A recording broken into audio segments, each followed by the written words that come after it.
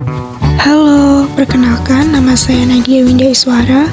Video ini akan membahas mengenai kualitas dan cara penyimpanan telur yang baik dalam upaya menjaga asupan gizi optimal.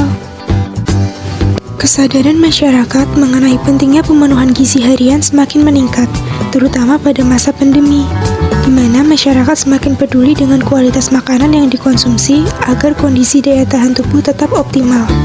Hal ini berpengaruh terhadap jumlah permintaan produk-produk pangan sumber protein hewani, salah satunya adalah telur ayam.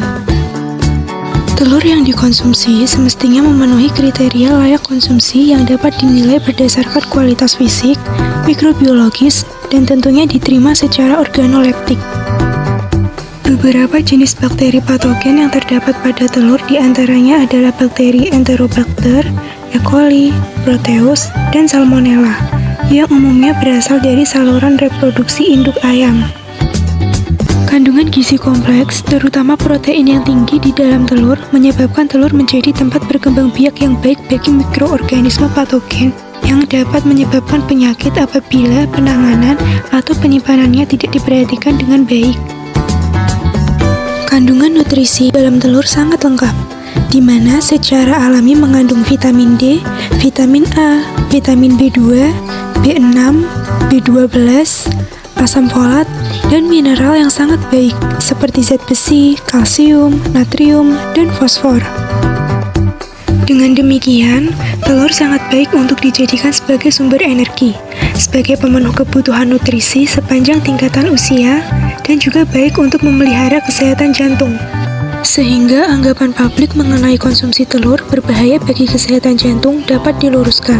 Karena berdasarkan penelitian yang dilakukan oleh Fuller pada tahun 2015 membuktikan bahwa konsumsi telur tidak beresiko terhadap terjadinya penyakit kardiometabolis, baik pada orang yang tidak memiliki masalah kesehatan, memiliki penyakit kardiovaskuler, maupun memiliki penyakit diabetes mellitus tipe 2.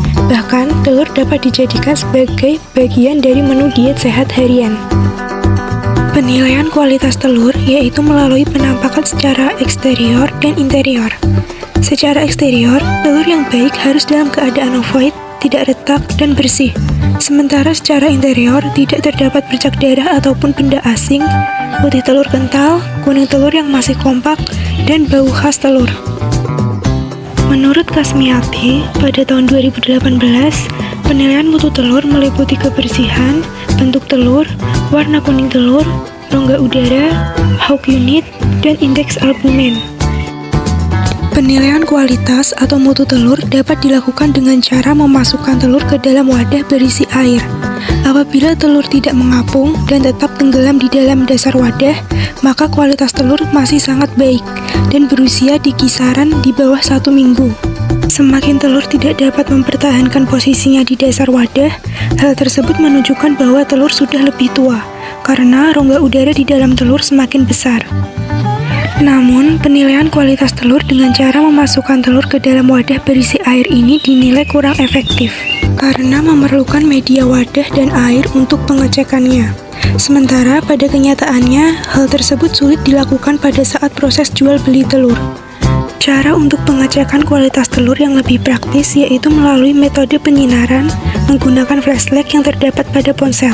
Dengan metode ini, rongga udara dan posisi kuning telur di dalam kulit telur dapat terlihat, sehingga kualitas atau telur yang dibeli dapat dinilai dengan mudah. Sekian pembahasan mengenai kualitas dan cara penyimpanan telur yang baik dalam upaya menjaga asupan gizi optimal. Kurang lebihnya mohon maaf. Terima kasih.